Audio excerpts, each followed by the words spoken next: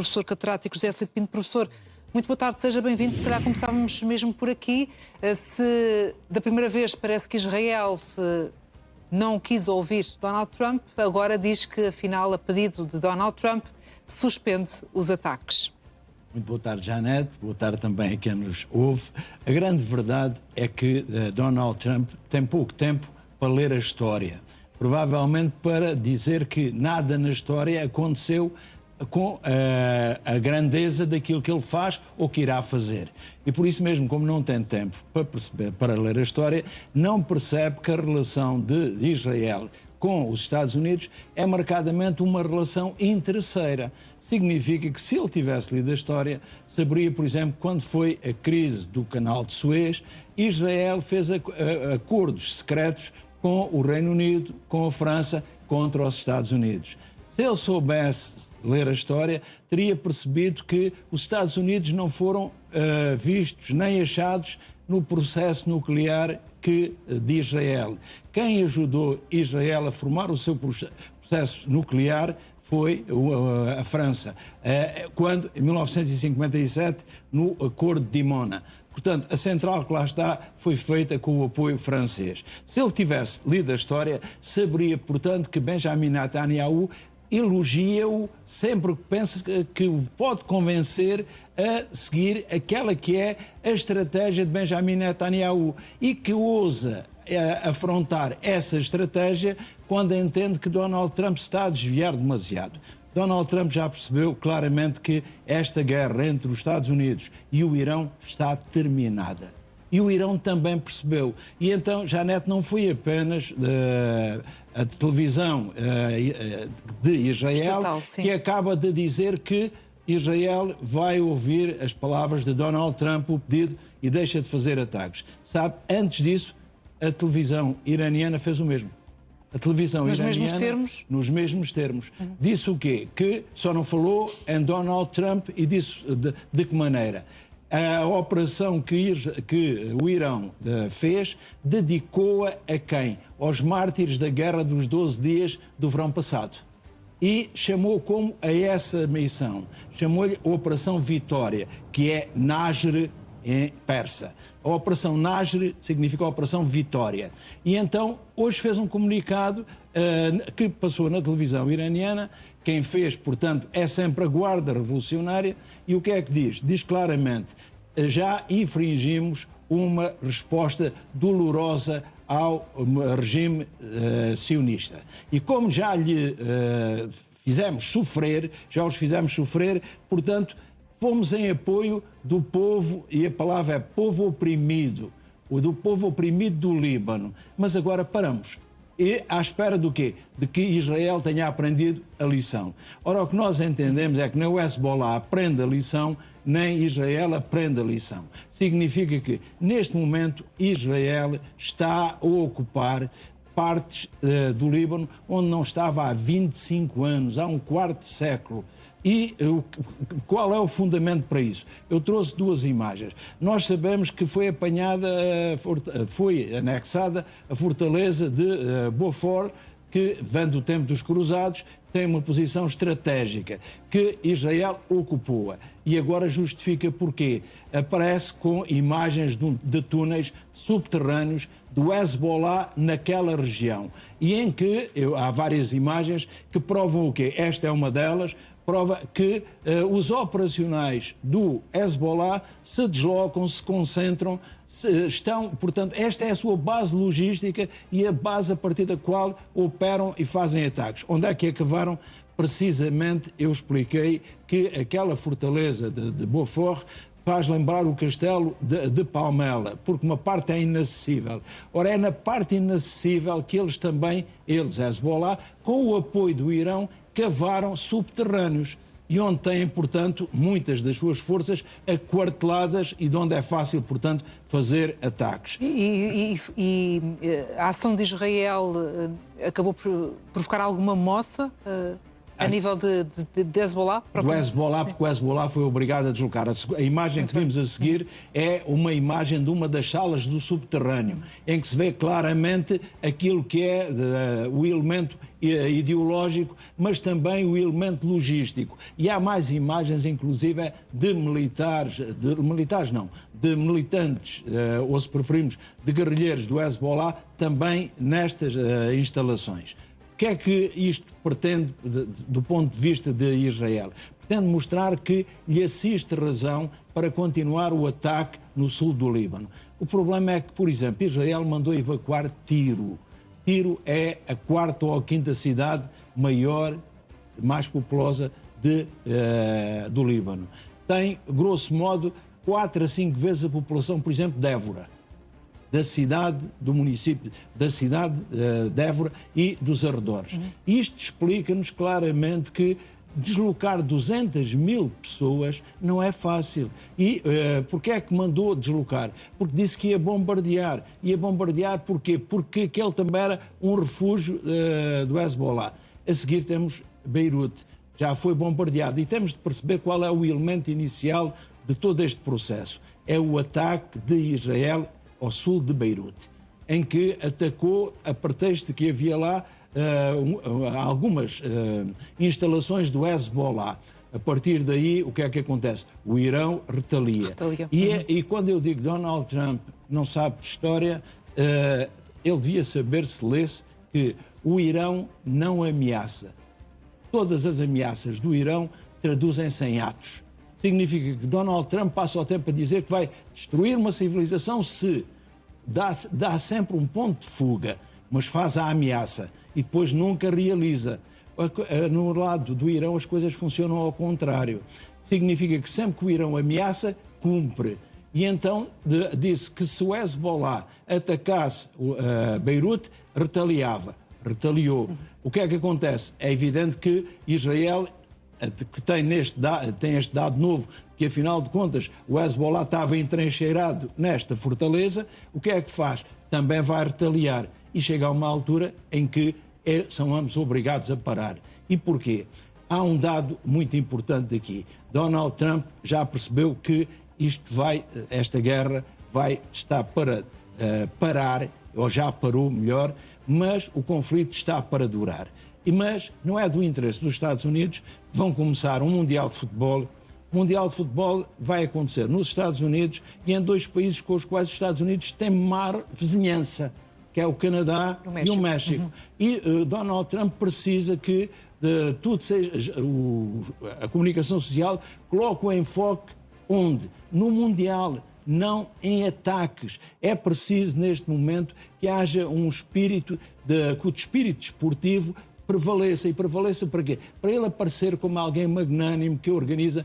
Claro que ele vai dizer que é o maior mundial de futebol que alguma vez houve, que verdadeiramente teve uma cobertura mediática que mais nenhum teve. A questão é se Benjamin Netanyahu o vai deixar brilhar, porque já se percebeu que Donald Trump não tem controle nas ações de Israel. Não tem um controle total. E como não tem um controle total, por isso mesmo, o que é que acontece? Benjamin Netanyahu quis mostrar que também tem a sua agenda própria. Neste momento, sejamos claros, Israel é uma confusão instalada.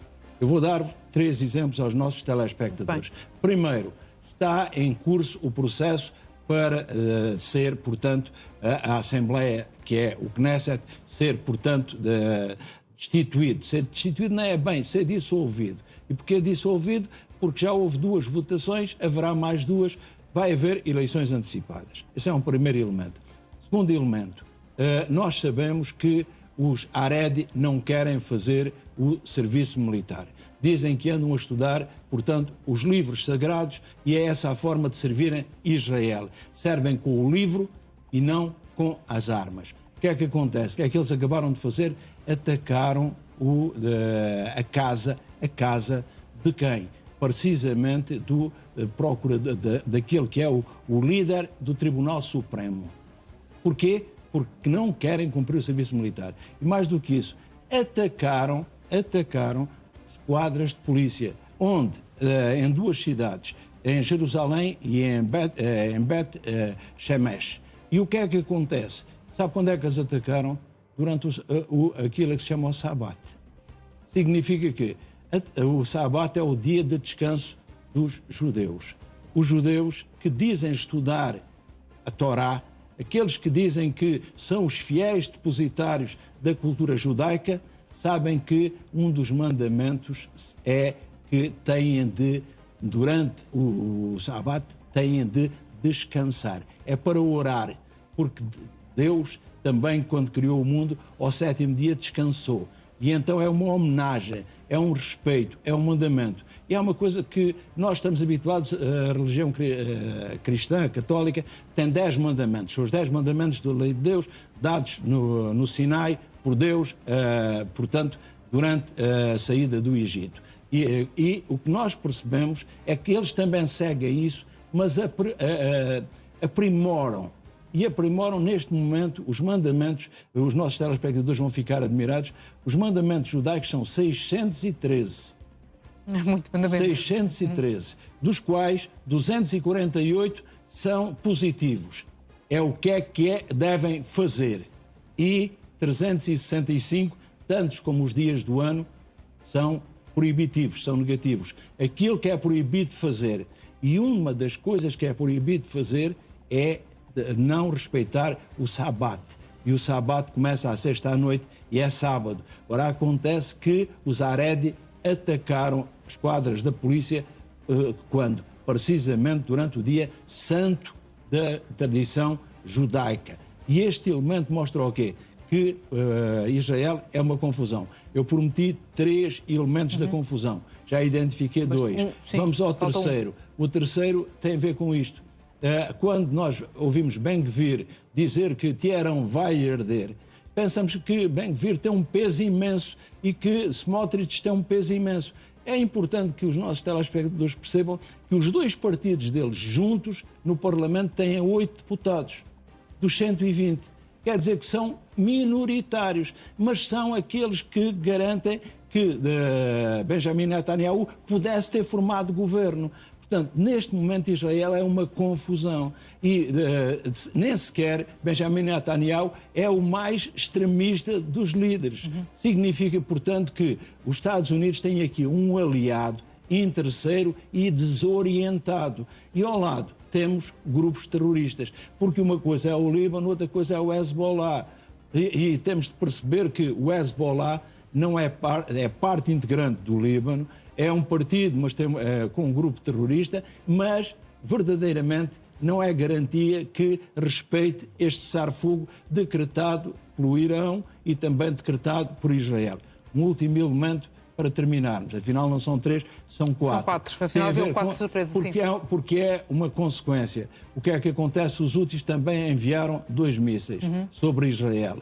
E, ao enviarem estes 2 mísseis, também proibiram a circulação de barcos, de navios israelitas no Mar Vermelho. Ora, quando isto acontece, significa que há uma tentativa de estrangular Israel.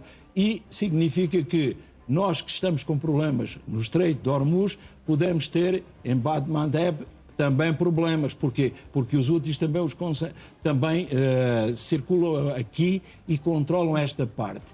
O que é que isto quer dizer? Não é do interesse dos Estados Unidos, não é do interesse do Irão, não é do interesse de Israel continuar este conflito. E porquê? Nenhum deles vai chegar onde quer. E há um dado, este é o curto prazo, Janete, e o médio prazo. No médio prazo, o que é que vamos assistir? É os Estados Unidos que deixam de ser vistos como a segurança do Médio Oriente. Perdem prestígio junto da Arábia Saudita, junto do Qatar, junto dos Emirados. Significa que passam a ser alguém que perdeu aquela autoridade que lhe foi reconhecida durante décadas. E o Irão não perde nada, claro que perde. E perde o quê, exatamente? Perde porque os países começam a perceber que têm de criar rotas alternativas. Porquê? Porque o Irão, ao controlar estes 2 estreitos, um diretamente, outro através dos Houthis, pode sempre usar o comércio internacional como refém.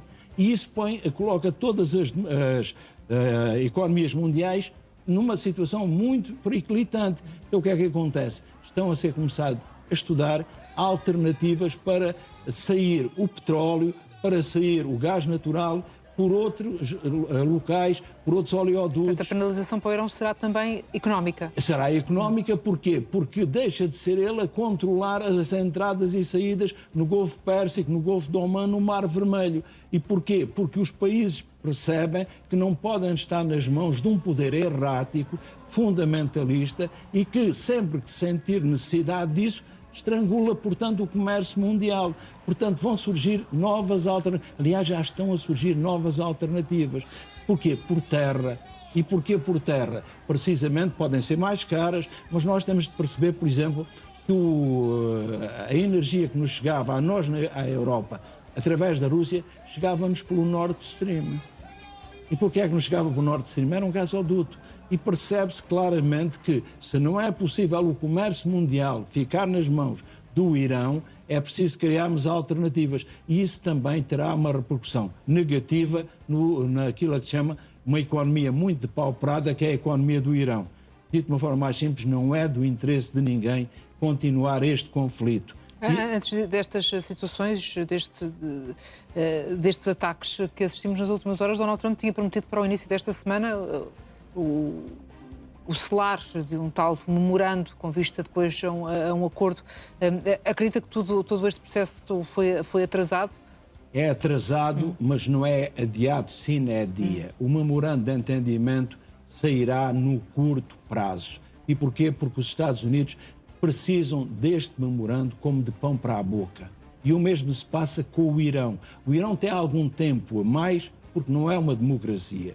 Como não é uma democracia, o poder não responde aos cidadãos da mesma maneira que respondem, portanto, nos Estados Unidos. Mas eu trouxe duas imagens guarde para amanhã as imagens de quem no Irão se protesta contra o regime. Também já tenho essas imagens. E as de hoje são? As imagens, quem no Irão apoia o regime. Aqui temos. Foi a forma como a Operação Vitória, a Operação Nasr, foi recebida em Teherão. Com bandeiras, com manifestação de apoio. E depois temos de entender, eu trago uma outra imagem que mostra o quê? Mostra a bandeira do Irão, as bandeiras do Hezbollah e quem é que está no chão a ser pisado. As imagens de Donald Trump e de Benjamin Netanyahu. É este o sentido de uma parte considerável das pessoas do sul do Líbano e das pessoas do Irão. Porquê? Porque verdadeiramente o maior proxy do Irão é o Hezbollah e há uma ligação estreita. Tudo aquilo que eu expliquei dos túneis que foram feitos, portanto, na fortaleza de Beaumont, foram feitos por quem? Foram feitos pelo Hezbollah, com o apoio de quem? Do Irão. Portanto, estas imagens mostram-nos o que é o peso da inculcação ideológica. E, como eu sempre digo, as ideias não são... Nós não aceitamos as ideias e as crenças por serem verdadeiras. Aceitamos porque queremos aceitar. E quando o fanatismo entra, quando o elemento religioso é chamado à colação, é evidente que nós dispomos a aceitar dogmas e a não os questionar, porque eles não são verdades que não se podem questionar, precisamente porque se as questionássemos, descobríamos que não são verdades. Professor, vamos ter mais análise já a seguir ao intervalo que vamos cumprir agora. Regressamos então já a seguir neste Jornal à Hora do Almoço.